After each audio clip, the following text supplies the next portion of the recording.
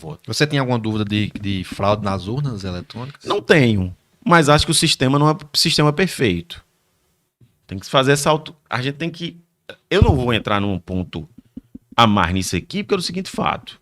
As urnas, primeira coisa, não existe sistema de apuração perfeito. As urnas têm possibilidades, mas eu não acho que houve fraude. Que essas fraudes ocorreram. Nem nessa eleição, nem em eleições passadas. Está fora de cogitação. Agora, acho que se pode evoluir? Pode. Certo? Mas aí tem um problema, falando que a gente está vendo um momento difícil, sabe? Que é a simplificação de tudo. Ninguém consegue ir do simples para o complexo. Entendeu? Ou seja, todo mundo acha que o céu é azul, que não tem nuvem. Aí o cara diz, rapaz, mas tem umas nuvens. Não, o céu é azul. Porque o cara não consegue entender lá que o céu não é só azul. Ou seja, que há nuances, há diferenças, né? A diferença pelo mundo, o clima, a luz, o sol, a chuva fazem... Ou seja, é a questão das urnas. Curiosamente, você tem voto impresso. Não existe mais discussão mais louca que essa, imaginar. O voto impresso proposto há anos atrás, inclusive pelo próprio PT e partidos de esquerda, era um voto impresso que, inclusive, tinha um projeto de urna pelo TSE. O TSE escondeu isso. Inclusive, tem vídeo, você não acha mais na internet. Até 2008, tinha um projeto para as urnas terem um percentual de urna no Brasil que o voto seria impresso.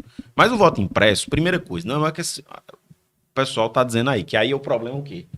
Do bolsonarismo, da extrema-direita, quer dizendo que o voto, você vai levar o voto para casa impresso. Não vai. O voto impresso, o projeto original que se tinha era o quê? Um percentual dessas urnas tem uma impressora acoplada à urna, se vai ter uma impressão do voto, ela vai cair numa urna. Você não leva o voto para casa. E esse sistema, se necessário, vai ser o quê? Usado para fazer uma auditoria com a votação, com os votos impressos. Isso era uma evolução. Porque, veja só, eu vou aqui provocá-los. Por que o resto do mundo não usa voto, urna eletrônica? Isso é uma pergunta que o Saulo faz constantemente. Por que o resto do mundo não usa? Aí, e por que nós usamos? Mas vamos lá também, deixar de ser bobo também. Às vezes a gente tem que gostar dos nossos feitos. Nós somos... A poliomielite, que é uma gotinha, você tem uma vacina, os americanos demoraram 20 anos para botar a gotinha, porque eles achavam que tinha que injetar. E o método da gente era o melhor do mundo mesmo. Era uma gotinha, era fácil, era simples. A gente tende a desvalorizar o que a gente... Então, eu aqui estou comparando uma coisa simples, que é um sistema de votação. Mas é uma das coisas que eles são orelha em pé, inclusive é uma decisão do Tribunal Constitucional Alemão, é que as urnas teriam que ter a possibilidade de qualquer cidadão auditar. Ou seja, qualquer cidadão comum poderia juntar aqui e dizer, eu vou aqui conferir se esse é o resultado. Né? E o Tribunal Constitucional Alemão, uma das coisas que vetou as votações serem exclusivamente eletrônicas foi isso.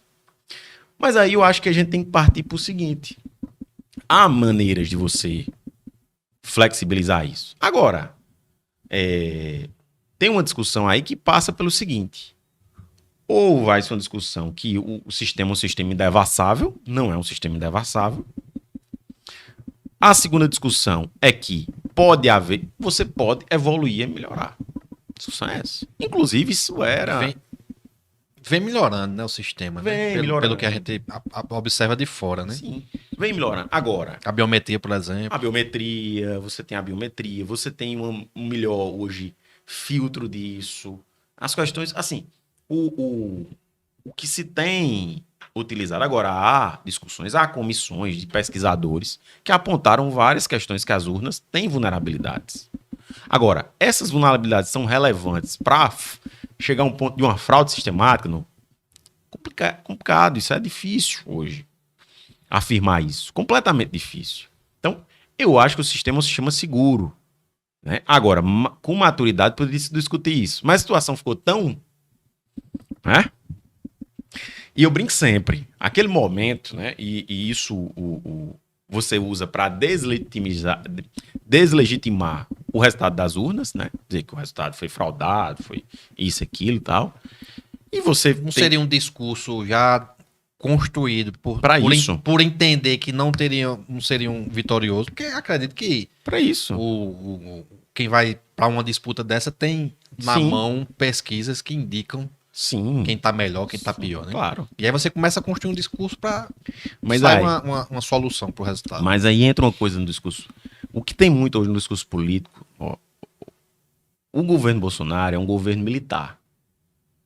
E se utilizou, dentro do processo político, tática militar. Tática e estratégia militar. É uma coisa que passa desapercebido fora da discussão. Jornalistas estão muito limitados para discutir isso.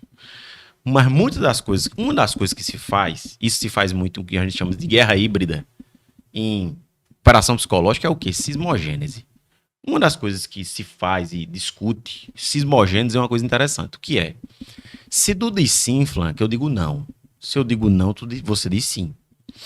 A única maneira de quebrar, quando eu quebro a sismogênese, é quando eu concordo contigo ou tu concorda comigo. E isso foi o que viveu. Você tem 4 anos de Bolsonaro e Lula, e eles chegam à polarização do circuito político este ano nessa sismogênese. Quando Bolsonaro dizia não... de um é a outra. Quando Bolsonaro dizia não, Lula dizia sim. Quando Lula dizia sim, Bolsonaro dizia não. Então, isso é sismogênese. Então, eu pego duas coisas e fico ali. A única coisa que é que destrói? Destrói todos os atores que estão ao redor. Aquilo ali são completos sugados, pulverizados. E o que acontece? Alguns debates são fundamentais. Por exemplo, impressão das urnas. E se Lula dissesse lá no momento que Bolsonaro disse, não, a gente tem que ter o voto impresso com aquele projeto que tem no Congresso. E o projeto que tem no Congresso é exatamente isso, da urna, que o voto não é impresso. É impresso, não vai para casa, a pessoa não leva o voto. E aí Lula dissesse, eu concordo. Você quebrava assim, meu Zênese. Mas assim, você ia discutir outra coisa, porque a lei... Se os dois grandes pais concordam com a impressão, porque eu percebo que o político ele tem que construir algo inimigo para cair em cima disso. É óbvio, isso é constante. Isso é uma coisa muito, muito... Você veja o que é isso. As redes sociais estão repletas disso. É tanto que o cara agora faz... as pessoas fazem post na rede, às vezes não é para causar engajamento, é para até pro hater vir lá, o que odeia e reclamar. Sim, ele quer que o cara fale mal mesmo, porque aí ele consegue botar o post lá em cima. Exatamente. Então, isso é... A sismogênese moveu muito as eleições. Essa foi muito utilizada pelos candidatos. E por isso que você viu uma eleição completamente polarizada. Completamente polarizada. E isso é para outros campos também, né?